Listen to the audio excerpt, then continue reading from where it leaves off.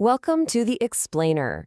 Today we are tackling a topic that, let's be honest, we've all worried about at some point, but nobody really wants to talk about: bad breath. So let's just get past all the awkwardness and dive right into what causes it and, way more importantly, how to fix it. I mean, come on, who hasn't been there? You're leaning in to tell a secret, or maybe you're on a date, and that little voice just pops into your head. Is my breath okay? It's this totally universal feeling.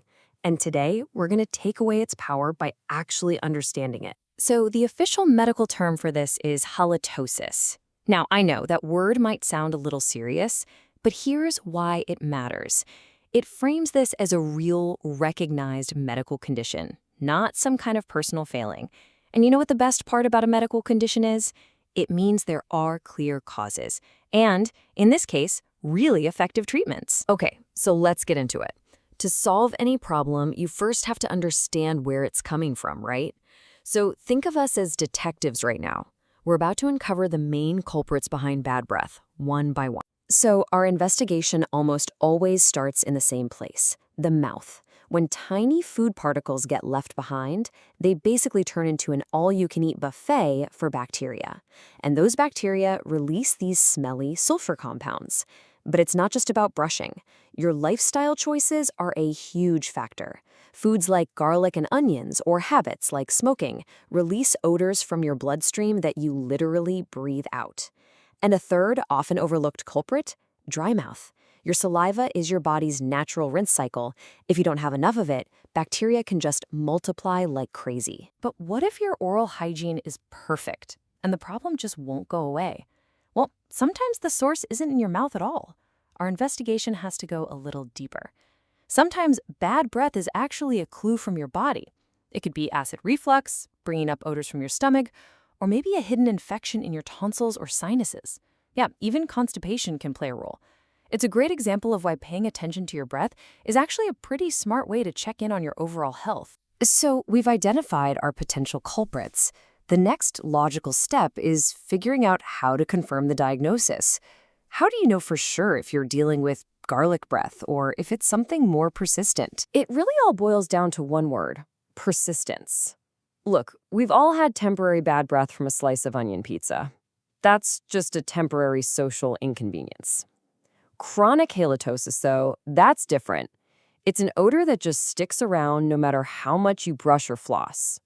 You might also notice a constant bad taste, or maybe see a white or yellowish coating on your tongue.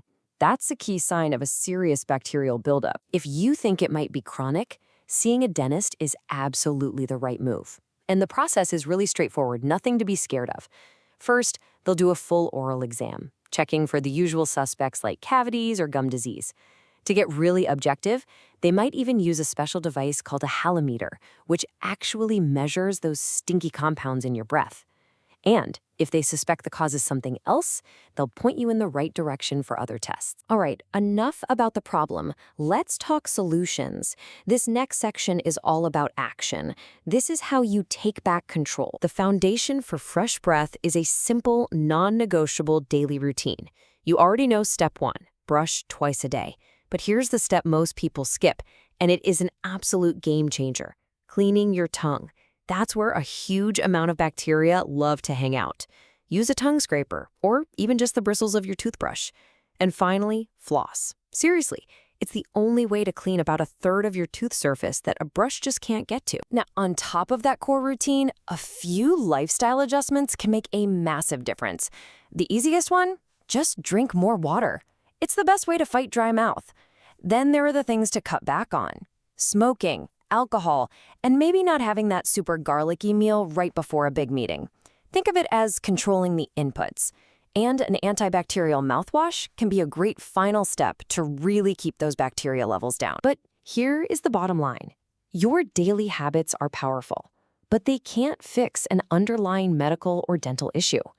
If the root cause is a cavity, gum disease, or something like acid reflux, no amount of mouthwash is going to be a permanent fix. That's when your dentist or doctor goes from just being helpful to being your most essential ally in this fight. So after all that, what's the single most important takeaway? It's this number, 90%.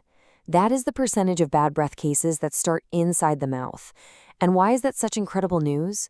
Because it means that for 9 out of 10 people, the solution isn't some deep, complex medical mystery. It's identifiable, it's accessible, and it is highly, highly treatable. And ultimately, that's what this all boils down to, isn't it? Halitosis isn't some curse that you just have to live with. You've just done the first part. You understand it now. And you have everything you need for the second and most important part, taking action. So I'll leave you with this question to think about. Maybe it's finally buying a tongue scraper. Maybe it's setting a daily reminder on your phone to floss. Or maybe it's just keeping a water bottle on your desk from now on. What's one small habit you can start today? Thanks for joining me on The Explainer.